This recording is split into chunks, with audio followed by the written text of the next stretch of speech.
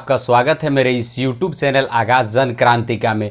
हम चर्चा कर रहे हैं शिक्षक अभ्यर्थियों के द्वारा जो पटना के डाक बंगले चौराहे पर धरना प्रदर्शन किया गया था और के सिंह के द्वारा जो एडिशनल डिस्ट्रिक्ट मजिस्ट्रेट थे उनके द्वारा जो बर्बरतापूर्ण व्यवहार किया गया है वो घोर निंदनीय है। हम उसी संदर्भ में चर्चा कर रहे हैं और आपको बता दें कि लोकतंत्र का चौथा स्तंभ पत्रकार को कहा गया है और उसी पत्रकार के साथ एक ऐसा व्यक्ति बदसलूकी करता है जो कि एडिशनल डिस्ट्रिक्ट मजिस्ट्रेट है, जो कि हर तरीके से एक पत्रकार को बखूबी तरह से जानता है कि इस लोकतंत्र में चौथे स्तंभ के रूप में काम कर रहे पत्रकार के साथ इस तरह नहीं करना चाहिए और इस तरह की बदसलूकी की गई है। हम उसी संदर्भ में चर्चा कर रहे हैं।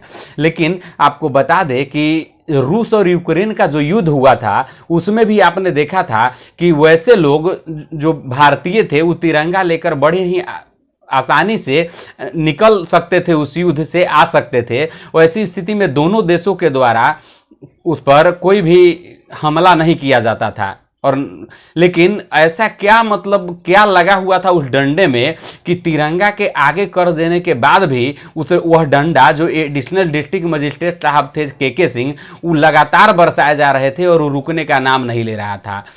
यह तो है ही निंदनीय, लेकिन एक पत्रकार के साथ भी जो उन्होंने जो किया है वो बहुत ही निंदनीय है। लेकिन हम एक और बात करना चाह रहे थे कि यह जो घटना हुई उसके कुछ देर बाद तेजस्वी जी का बयान ट्विटर पर एक ट्वीट आया था कि हमारा करबद्ध निवेदन है उन सभी युवाओं से जो आज तक रोजगार के लिए प्रतीक्षारत थे, वो उनको रोजगार दिया जाएगा, थोड़ा धैर्य रखें।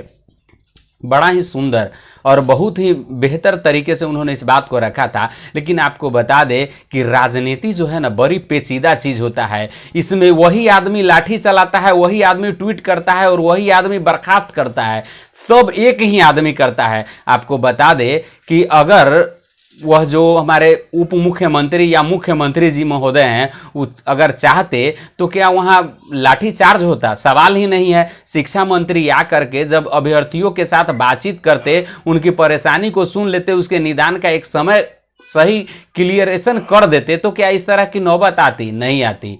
लेकिन ये जो राजनीति है ना, मतलब हम लोग दो ही, मतलब आम आदमी जो भी हो, हम आप या जो भी हैं, वो दो ही काम कर सकता है, या तो थाली पीट सकता है या फिर छाती पीट सकता है। दूसरा उसके अंडर में कोई बात नहीं है।